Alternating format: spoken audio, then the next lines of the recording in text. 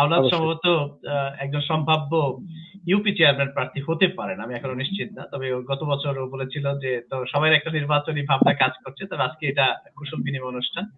আমার মনে হয় আওলাদের কাছ থেকে আমরা দু একটি কথা শুনতে পারি। Thank you.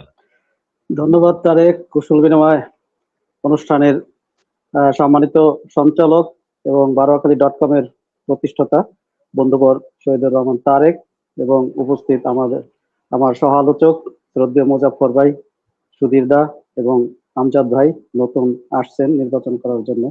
ওনার কথা আমি অনেক শুনছি। এনিওয়ে, তো সুধীর দা তারা আছে, আমি ছোট্ট করে একটা কোশ্চেন করব। সেটা হলো, সুধীর দার কাছে আমি সবিনয়ে জানতে চাই, আমাদের সাবেক এমপি মহোদয় জনাব সালমান এফ রহমান যখন 2018 সালে নির্বাচন করতে আসছিলেন, তখন ওনার ইন্ডিপেন্ডেন্ট টেলিভিশনের একজন সাংবাদিক জনাব মহিউদ্দিন মহিউদ্দিন সাহেব, তো খালিদ মহিউদ্দিন, উনি ওনাকে কোশ্চেন করেছিলেন, সাক্ষাৎকারে যে প্রশ্ন করেছিলেন যে আপনি কেন পার্লামেন্ট মেম্বার হতে চান, মানে এমপি হতে চান। তো প্রত্যুত্তরে উনি বলছিলেন যে আমি জনগণের সেবা করার জন্য পার্লামেন্ট মেম্বার হতে চাই।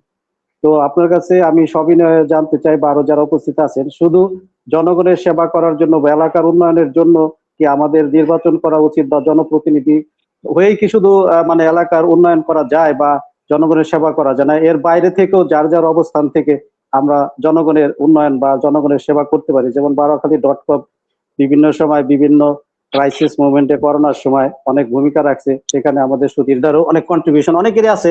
আমি পার্সোনালি সুধীরদার ওই সময় একটা বড় ব্যাপক ভূমিকা ছিল, কিন্তু পরবর্তীতে সেটা আস্তে আস্তে একটু হয়ে গেছে, স্লো হয়ে গেছে। এবং আমি চাই ভবিষ্যতে এই ধরনের কার্যক্রম বা তারেকের অব্যাহত থাক, কারণ আমাদের সমাজে অনেক বিষয় সব সময় থাকে, একসময় করোনা থাকে বা অন্যান্য অনেক বিষয় থাকে, যেমন এখন রাস্তাঘাট অনেক জায়গায় অনেক বেশি ক্ষতিগ্রস্ত আছে, সেগুলো ব্যক্তি পর্যায়ে বা এইভাবে যদি ফান্ড থাকে সেগুলো দিয়েও আমরা অনেক কিছু অনেক সমাধান করতে পারি, বা এলাকার অনেক নিডি মানুষ থাকে বা কি বলবো ওই দরিদ্র ছাত্র থাকে, তাদের স্টাইপেন্ড অনেক কিছু করা যায় আসলে।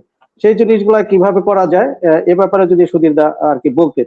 যদিও প্রশ্নটা আমার স্ববিরোধী হয়ে যায়, আমার দোস্ত তারেক বলছেন যে আমি ওই ক্যান্ডিডেট হতে যাচ্ছি, তো সেটাও একটা কারণ হতে পারে যে আমরা কেন শুধু নির্বাচনমুখী বা প্রতিনিধি হয়ে জনগণের সেবা করতে চাই, এর বাইরে যাও কেন করতে চাই না। ধন্যবাদ তারেক।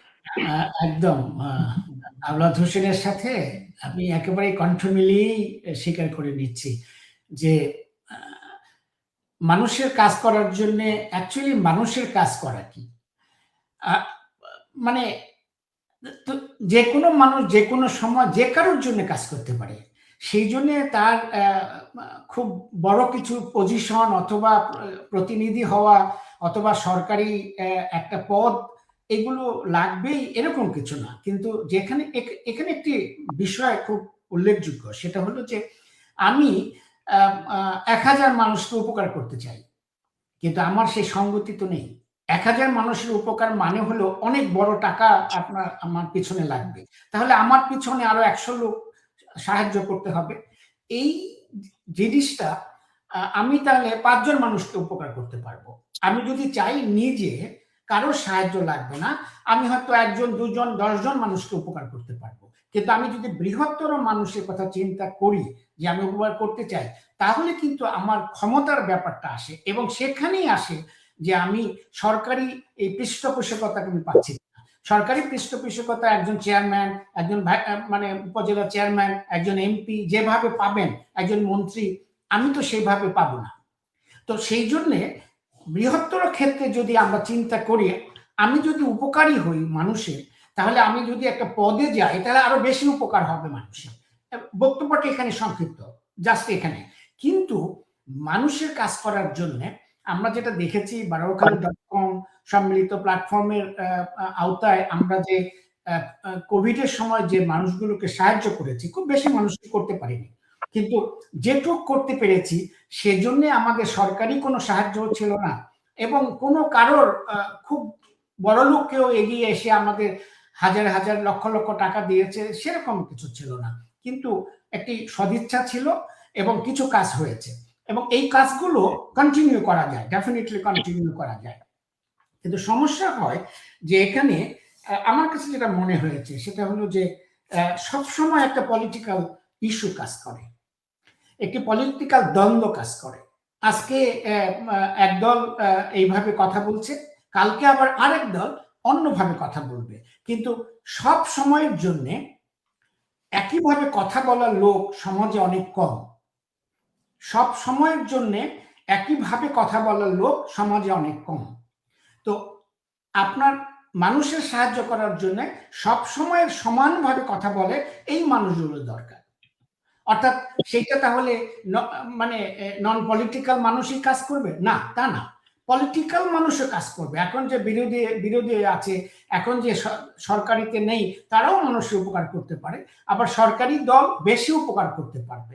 এখন বিএনপির লোকজন বেশি উপকার করতে পারবে কারণ তাদের ক্ষমতা বেশি। এখন আওয়ামী লীগের লোকজন কম উপকার করতে পারবে, তাদের ক্ষমতা সেইভাবে সরকারি পৃষ্ঠপোষকতা নাই, কিন্তু তার মনে তো থাকতে হবে মানুষের কথাটা, সে যে পলিটিক্যাল পার্টি হোক।